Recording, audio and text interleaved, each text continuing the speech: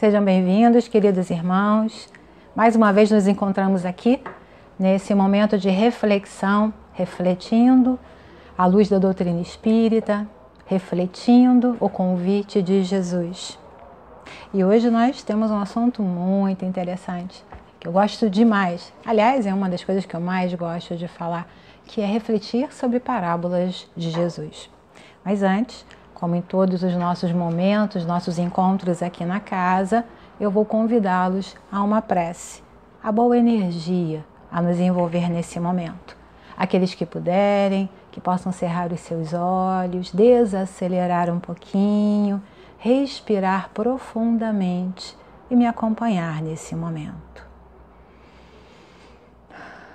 Graças a Deus, queridos amigos espirituais, queridos trabalhadores da nossa amada Casa Fake. Com muita alegria, nos encontramos outra vez aqui, na oportunidade de falar um pouco mais sobre o Evangelho, refletir no convite de Jesus que tanto alegra o nosso coração. Então, rogamos o amparo, rogamos a misericórdia do Pai a nos envolver, inspirando corações e mentes para que este momento se amplie cada vez mais, envolvendo todo o nosso planetinha e seu orbe, com a luz benfazeja, amorosa, que vem de Ti, Pai. Assim é que iniciaremos mais este momento, na certeza do Teu amparo, onde damos juntos graças a Deus. Muito bem, queridos irmãos. Como eu dizia antes, agradeço por estar aqui outra vez, nessa oportunidade de refletirmos um pouco sobre o convite de Jesus. E é bem específico o seu convite hoje, porque vamos falar sobre uma parábola que ele nos apresentou. Lembrando sempre que parábolas são aquelas histórias que Jesus, como um grande pedagogo que foi, enriqueceu o nosso saber. Porque nós sabemos, né? É muito mais simples e fácil guardarmos uma história que fale de coisas próprias, coisas comuns da nossa vida. Isso acaba nos acompanhando, lembramos sempre.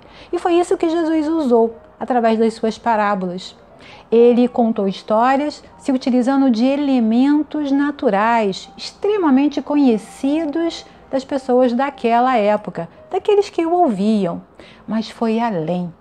Ele trouxe essas histórias de um jeito, em um formato que podemos passar, né? Que muitos anos se passaram e elas continuam atuais, continuam tão atualizadas e tão próprias para o homem de hoje.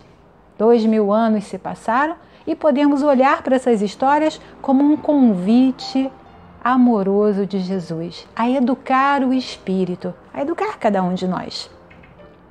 Algumas pessoas falam, muitas vezes, que não conseguem compreender o significado das parábolas, porque elas precisam ser refletidas, pensadas, precisam ir além da palavra escrita, ir além da tradução, tocar o nosso coração. E é isso que vamos tentar fazer hoje. Trazer o que vai no coração, o nosso jeito de olhar para aquela história que nos enriqueceu. A parábola de hoje é a parábola dos lavradores maus. Provavelmente ela vai estar aparecendo aqui na tela, em algum lugar, né? Então eu vou ler para vocês. Havia um proprietário que plantou uma vinha, cercou-a com uma sebe, cavou ali um lagar, edificou uma torre e depois a arrendou a uns lavradores, ausentando-se para longe. Ao aproximar-se o tempo dos frutos, enviou seus servos aos lavradores para receberem os frutos que lhe tocavam. Estes, agarrando os servos, mataram um, feriram o outro e a outro apedrejaram, recambiando-os sem coisa alguma. Enviou ainda outros servos em maior número do que os primeiros, e fizeram-lhes o mesmo. Por último, enviou-lhes o seu filho, dizendo: hão de ter respeito a meu filho. Mas vendo, os lavradores disseram entre si: este é o herdeiro. Vinde, matemo-lo e ficaremos senhores de sua herança. E lançando-lhe as mãos, puseram-no fora da vinha e o mataram. Quando, pois, vier o senhor da vinha, que fará aqueles lavradores? Responderam-lhe: destruí-los-á rigorosamente, e arrendará a sua vinha a outros lavradores, que lhe paguem os frutos a seu tempo devidos. Muito bem.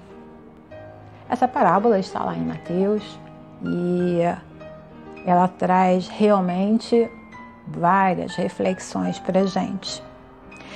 E para começar essa reflexão, eu acho que o importante é a gente começar a pensar sobre cada um dos personagens, os elementos que vamos encontrando nessa parábola, não é? Jesus, ele começa nos apresentando um proprietário. O que é um proprietário?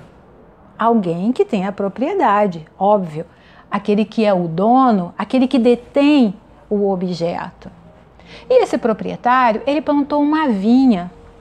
E aí a gente faz um parêntese aqui, porque vinha tem um significado muito importante no Evangelho. A vinha, ela representa uma agricultura essencial daquela sociedade, né? Aquela sociedade, o que era comum a todos: o pão, o peixe, o vinho, não é? À época de Jesus, o vinho ele estava presente à mesa de todos, ricos e pobres. Vinha, ela traz esse componente tão comum e tão conhecido de todos. E além disso, como nos lembra muito bem Haroldo Dutra, esse nosso grande palestrante, grande orador, né, da doutrina espírita, estudioso, ele nos lembra que vinha, ela traz esse simbólico também encontrado no Antigo Testamento. Vamos lembrar, lá no Antigo Testamento, Deus ele era comparado a um senhor de uma grande vinha. Deus era essa figura. E o trabalho realizado pela providência divina em educar, em transformar as criaturas a partir da educação de cada uma delas, é, portanto, comparado ao trabalho realizado num vinhedo. É isso que a gente encontra muito lá no Antigo Testamento. Ou seja, Deus, o dono de um grande vinhedo, né, e que educa a cada um de nós através dos processos que vamos vivendo. Vamos lembrar de um processo num vinhedo. A gente tem desde preparo do solo, né, plantar a semente, cuidar dessa planta, corrigir, né, a forma como ela cresce, ou seja, fazer as suas podas, investir nos nutrientes necessários, a quantidade de água, até a produção do fruto. E depois, quando a gente produz esse fruto, ele ainda vai passar por um processo de transformação, né? Ou seja, a uva propriamente vai passar pelo esmagamento e em seguida a fermentação até se transformar no vinho. É um longo caminhar. Então, existe essa simbologia no Antigo Testamento, dando conta de todo o processo de transformação da criatura do bruto ao anjo. Ela tem tamanha significação para nós, né? E aí a gente fala um pouquinho da doutrina espírita aqui, que a gente encontra um desenho, né, lá no Livro dos Espíritos, está lá na introdução, nos prolegômenos, não é? Que é um recorte de uma vinha, ou uma parreira, ou um ramo de uma vinha, eu acho que fica melhor, né, a cepa de uma parreira. E aquele desenho ele foi recebido mediunicamente. Foi dado a Kardec desta forma, né? Um médium trouxe esse desenho, apresentou para Kardec, né, como algo importante a ser colocado também no Livro dos Espíritos, porque traz todo esse simbólico, toda essa representação do processo de crescimento, de evolução, do bruto ao anjo. Então, não por acaso, Jesus escolhe, né, esse contexto para a sua história, para educar tanto aqueles que lá estavam ouvindo, quanto a nós que estamos agora pensando sobre isso. Bom, então nós temos a terra, o seu proprietário que tem a sua terra, e temos a vinha, né, que é de grande importância. E aí o que o dono da terra ele faz? Ele a cerca com uma sebe, ou seja, ele cuida de dar o isolamento, delimitar o espaço, proteger aquele espaço de certa forma, porque sebe é aquela cerca de plantas que é feita com arbustos, com galhos secos, e a função é proteger lá os quintais mesmo. E o que ele faz mais, o proprietário? Ele cava ali um lagar. O que é lagar? Lagar não é algo que a gente tem o hábito de falar, sobretudo aqui no Brasil, não nos é comum, né? Mas lagar é assim um tipo de tanque. A gente vê muito isso naqueles filmes italianos, né? Ou filmes que trazem a separação da uva, né? Aquela questão de amassar a uva com os pés. Lagar é aquele espaço, né? É um espaço próprio, né, que hoje em dia já não é artesanal desta forma, a gente está falando lá da época de Jesus, mas é o local onde pisam-se os frutos, onde se separa a parte líquida da parte sólida, né, não só para uvas, como para azeitonas também, no processo de fabricação do azeite. Mas nesse caso a gente está falando da uva. Então o lagar é o local adequado para esse processamento, né, para fazer esse movimento da transformação do fruto. Então o proprietário já fez isso lá na sua terra. E o que fez mais? Edificou uma torre. Para que a torre? A torre ela tem a função de proteção, além da sebe, porque ela vai um pouco além, é claro. A torre é um edifício alto que dará conta de visualizar-se intrusos, pessoas que estejam chegando, se aproximando e que se tenha tempo para se proteger o seu território, a sua terra, né, a sua casa. Então a torre é um local alto e que tem essa função de proteção. E depois, o que ele faz com tudo isso? Ele já tem a terra, mas ele não só tem a terra, ele também providenciou tudo que naquele momento era necessário para tornar esta terra produtiva, para dar conta disso, né? Depois que ele faz isso, ele diz, bom, está pronta a terra, posso chamar os trabalhadores. Então, depois de tudo pronto, ele arrenda a terra aos lavradores e se ausenta para longe. Isso é algo bastante comum à época de Jesus.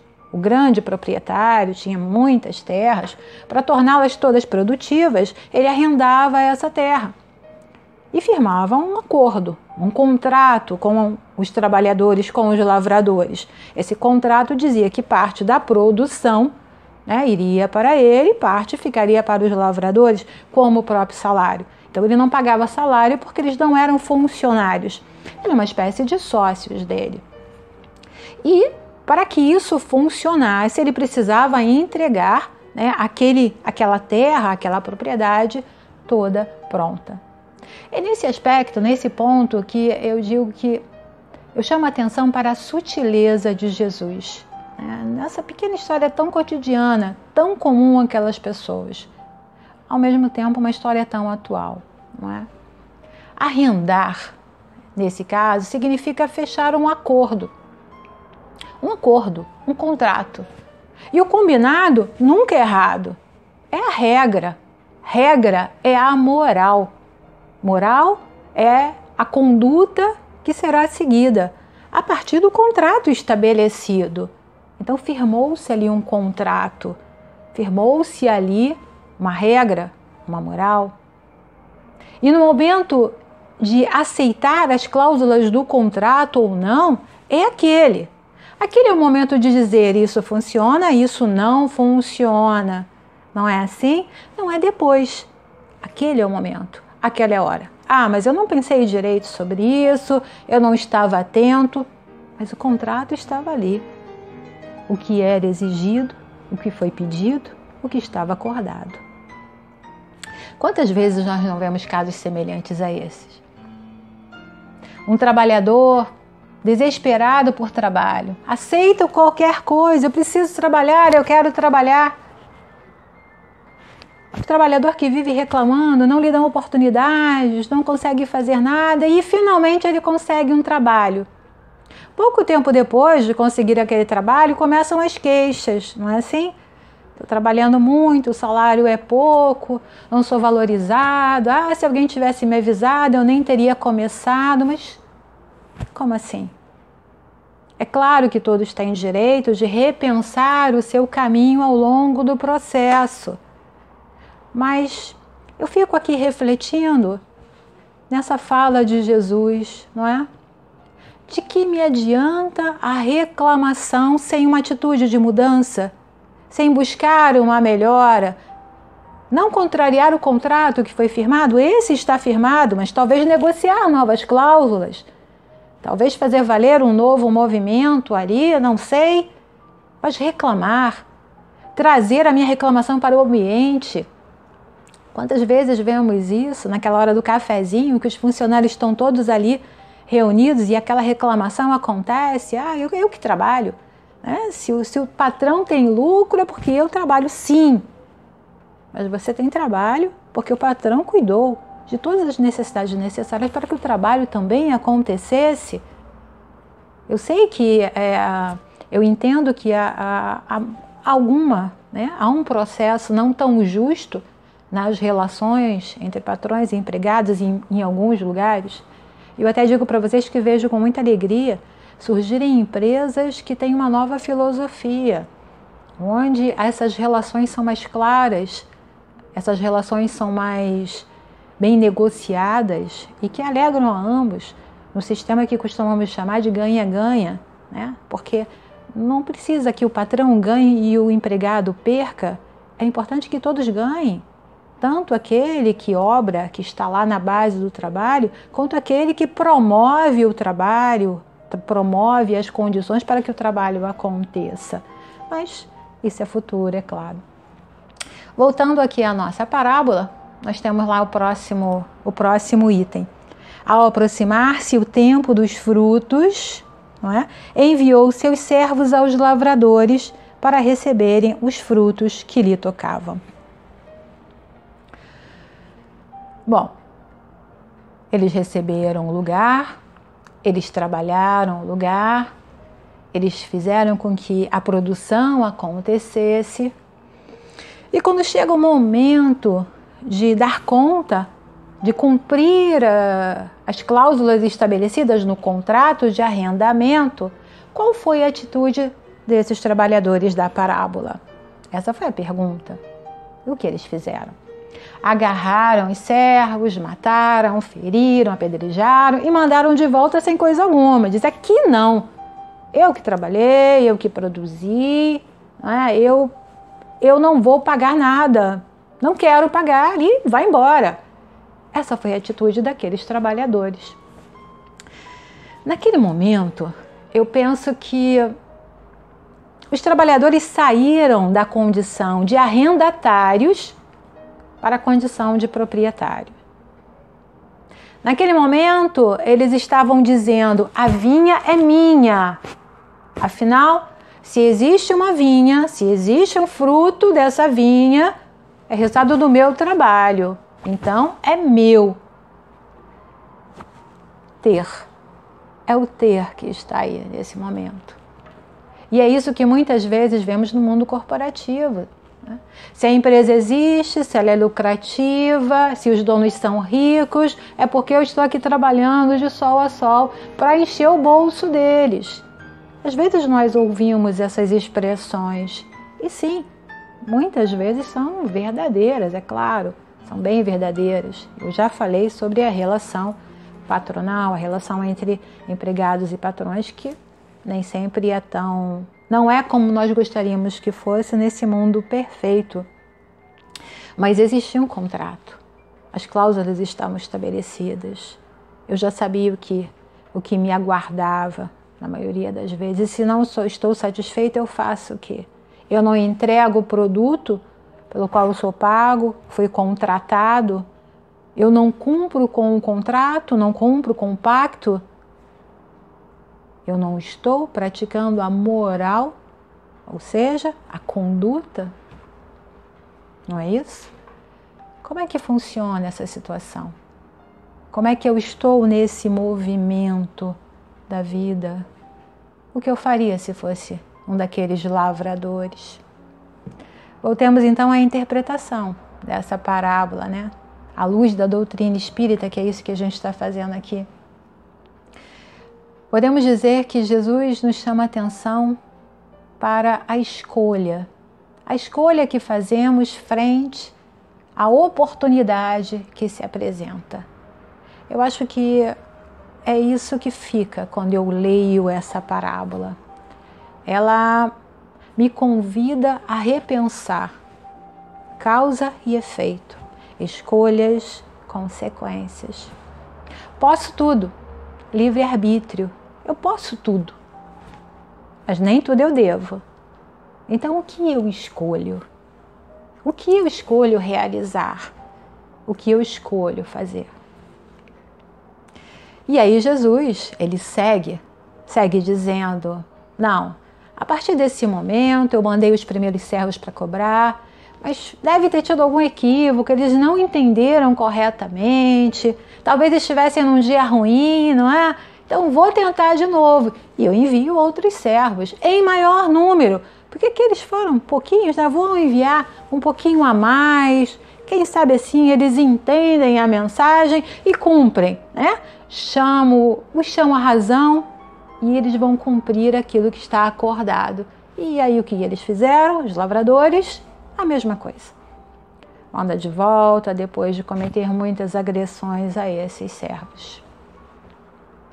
Mas o proprietário não desiste deles. Olha que sutileza no convite de Jesus. O proprietário não desiste. E o que ele faz? Ele envia o seu filho, dizendo, hão de ter respeito a meu filho. Olha que interessante essa frase. É muito interessante esse ponto. O proprietário, nesse momento, depois de ter enviado 2 grupos de servos que retornaram machucados, feridos, sem coisa alguma, ele envia o seu maior tesouro, o seu filho. Aquele que melhor poderia representá-lo. E respeito, nesse caso, não está ligado a um temor, não. Está ligado a um sentimento positivo de consideração. Olha como eu considero você. Eu envio o meu maior tesouro para você. Eu envio o melhor representante, aquele que pode falar por mim. Ele já tinha enviado outros. Então essa era mais uma oportunidade que ele estava concedendo àqueles trabalhadores.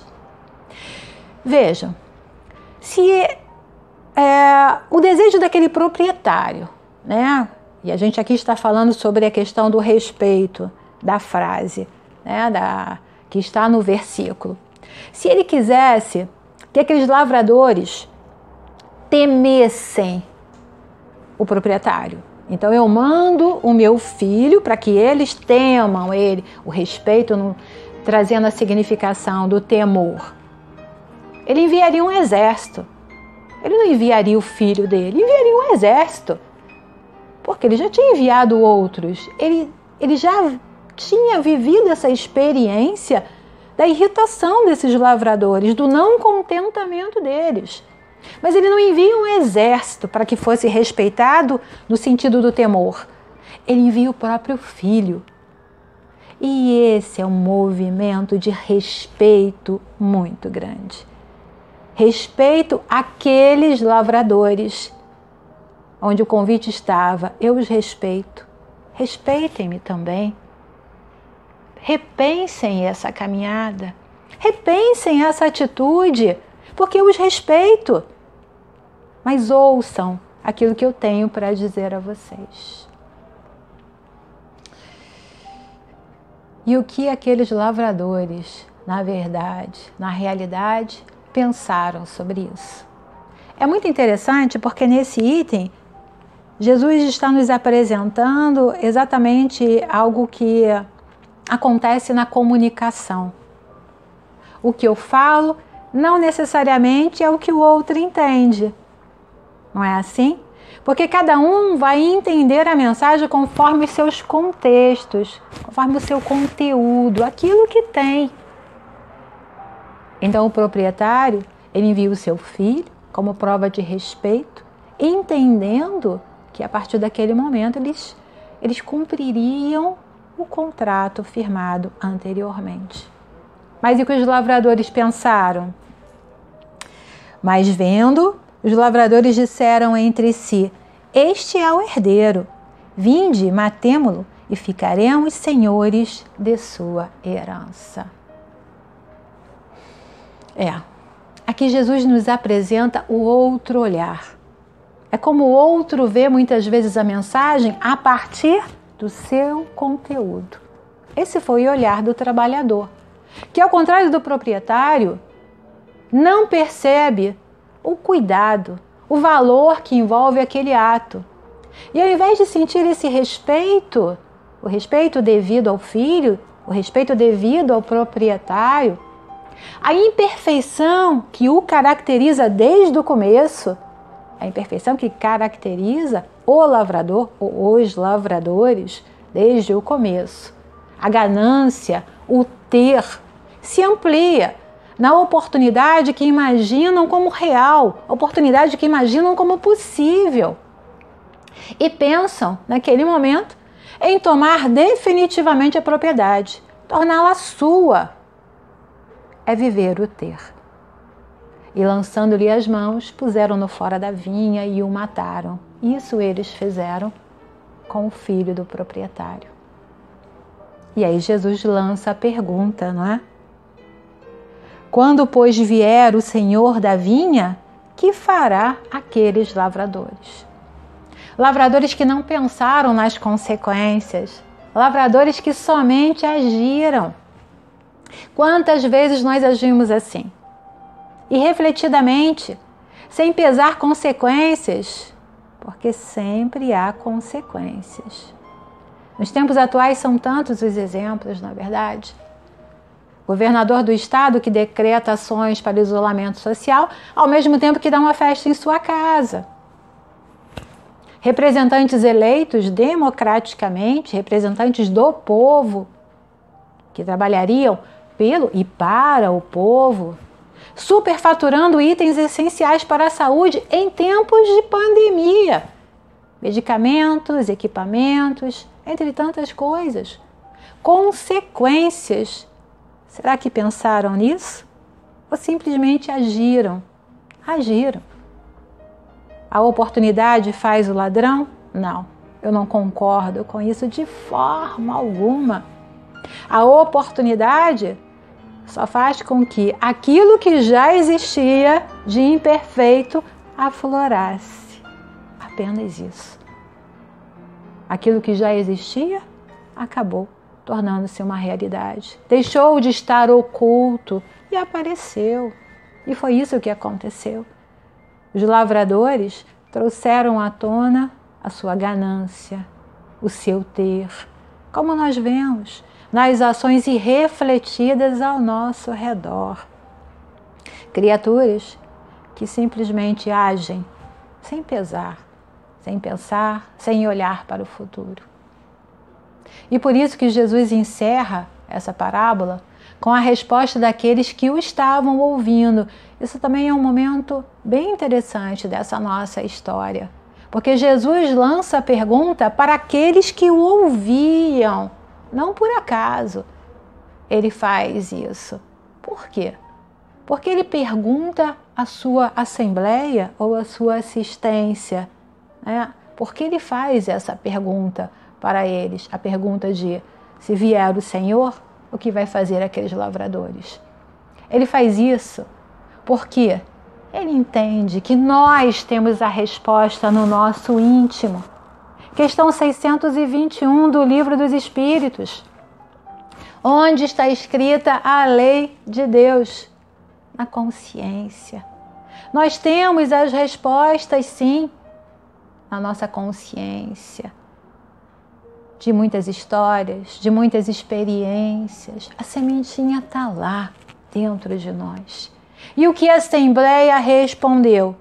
Depois de ouvir toda essa história, todos aqueles que estavam ali responderam a uma única voz: destruí-los-á rigorosamente. E aqui sempre cabe a reflexão do que vem a ser destruir, não é? Porque destruir, conforme a doutrina espírita nos traz, mais uma vez, Livro dos Espíritos, questão 728, destruir significa transformar, não é? É lei da natureza a destruição, questão 728. Preciso é que se destrua para renascer e se regenerar. Sim. Então, a resposta aqui mais correta, digamos assim, será transformá-los-á rigorosamente. Porque não dá para continuar naquele formato, com aquele pensamento, com aquela escolha, sobretudo, porque aquela escolha trará dor. Aquela escolha trará sofrimento. E continua a resposta daqueles que o ouviam. E arrendará a sua vinha a outros lavradores que lhe paguem os frutos a seu tempo devidos. E nesse ponto, nós temos o conforto, né? Que Jesus jamais nos negou em suas histórias. O que ele quer dizer com isso? Ele vai transformá-los e vai pegar essa terra que está prontinha aqui, que já tem tudo o que é necessário e importante para o desenvolvimento daqueles que lá estiverem. É como o nosso planetinha Terra, não é? O Pai criou esse planetinha aqui com todas as condições para que pudéssemos nos desenvolver. É disso que a gente está falando até aqui. E aí, se a gente não dá conta disso, se não conseguimos entender o trabalho a qual somos convidados a realizar, se decidimos não entregar os frutos, que frutos são esses? A caridade, o amor, a colaboração, a transformação em um mundo melhor. Ou seja, o que acontece? Então, aqueles trabalhadores que não conseguiram estar à altura da oportunidade, esses precisarão passar pelo processo de transformação. Vivenciar outras oportunidades mais adequadas ao seu grau de aperfeiçoamento, porque isso que significa destruição na lei de Deus, transformação. Vão precisar aperfeiçoar-se. Em outros orbes, talvez, um tanto mais primitivos, em relação ao nosso, é claro, em nossas palestras nós falamos sobre esse processo de mudança, de progresso, isso também está lá no Livro dos Espíritos, a gente fala da progressão dos mundos. E enquanto isso acontece com aqueles que se mostraram pouco aptos àquela oportunidade, àquela chance, outros lavradores que estiverem mais aptos, que melhor aproveitaram as oportunidades de trabalho, arrendarão essa terra. Essa terra que eu gosto de pensar caminha a passos largos para sair da condição de planeta de provas e expiações para planeta de regeneração, né? E como nos diz Haroldo Dutra, citando mais uma vez esse grande estudioso da doutrina espírita, não é? Esse grande palestrante muito reconhecido, ele nos diz que esse mundo de regeneração, essa transformação do mundo, ela vai se iniciar nas maternidades, não com cataclismas, não com abertura da terra, vulcões, tempestades, com nada no nosso planetinha de ordem física ou material. A transformação ela vai acontecer com o renascimento de espíritos irmãos nossos, novos lavradores, mais aptos a aproveitar essa oportunidade aqui que a gente está vivendo. São chamados trabalhadores da última hora. Porque estamos, meus irmãos, vivendo um momento de transformação. A semelhança da uva, que é o produto da vinha da nossa parábola. Eu penso que estamos no ponto da fermentação. Eu sou ousada por pensar que já chegamos nesse ponto, confesso. Mas sim, acredito que estamos nesse ponto de fermentação. Ainda sofrendo os processos no lagar da escola da vida, né? O amassamento, o pisoteamento, sendo esmagadas vaidades, imperfeições. E a caminho de vivenciar aquilo para o qual fomos criados, para em breve tempo começarmos a verter o líquido precioso de nós próprios, o nosso amor, atitude. Esse é o nosso líquido precioso. Vivenciar o ágape dos gregos, onde não haverá mais crianças, onde não existirão mais crianças órfãs, idosos solitários, moradores de rua, nem fome, nem miséria moral ou material. Esse certamente será um mundo ditoso, um mundo de grande evolução, predominância do bem sobre o mal. Mas é claro que não antes sem passar pela categoria de regeneração. Porém, isso é tema para outro encontro, é claro, falar sobre essa mudança, sobre o progresso dos mundos. Por isso, queridos irmãos, para encerrar, eu vou lembrar para vocês algumas máximas de Jesus. Dai de graça o que de graça recebestes. Ou seja, vamos ser gratos pela vida, pela oportunidade, pelo trabalho que nos transforma, convidando cada um de nós a superar as dificuldades, sobretudo nesse tempo, nos tempos atuais, são tamanhas as dificuldades que eu chamo de desafios. Mas tanto nós recebemos, tantas são as oportunidades. E lembremos sempre que Jesus nos disse: eu sou a luz do mundo, o caminho e a vida. Ninguém irá ao Pai senão por mim. Ninguém irá ao Pai senão por Jesus.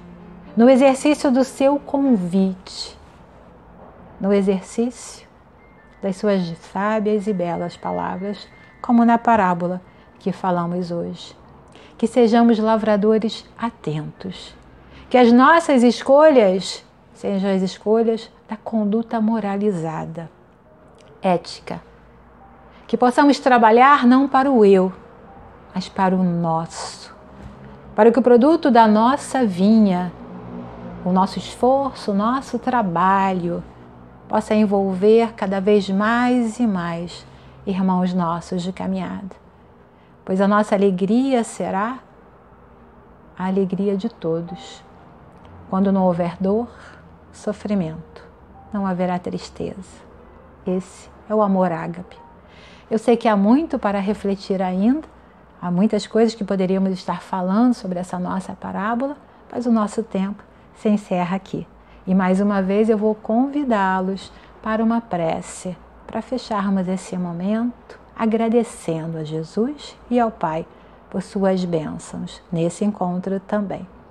Então, aqueles que puderem, vamos fechar os nossos olhos, mais uma vez respirar profundamente e agradecer. Queridos amigos espirituais, nossa querida falange de trabalhadores e inspiradores da nossa amada Casa Fake.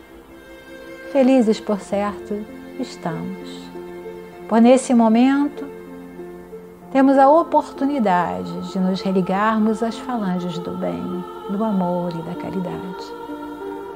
Por sermos inspirados nesse amor maior, impresso no convite de Jesus, exemplo, mestre querido, caminho para chegarmos ao Pai, a nossa perfeição, a perfeição possível a todos. Que o Pai, em sua divina misericórdia, possa ampliar a sua doação afetuosa, o seu amparo. Mais uma vez eu aqui peço pelos nossos irmãos trabalhadores da rede de saúde, que os inspire, os acolha, estes que estão vivendo a parte mais desafiadora no trabalho de cada dia, convivendo com as dores físicas, tantas emocionais dos nossos irmãos que vivem o desafio da superação. Para aqueles que encerram um capítulo da sua existência e que voltam para os braços teus, Pai, que as famílias sejam amparadas e confortadas. Para aqueles que ainda uma história estão a escrever, que recuperem-se rapidamente, superando o desafio de agora e continuem a sua caminhada também. É assim que, confiando no teu amor e no teu amparo, superaremos o desafio do agora. Feliz, muito agradecida nessa oportunidade, encerro este momento. Vamos juntos, graças a Deus. E assim terminamos, queridos amigos, irmãos. Agradeço a confiança, a oportunidade que vocês nos concedem ao nos assistir nesse nosso canal aqui da Fake Online. Que fiquem com Deus, que haja muita prosperidade na vida de todos. Gratidão.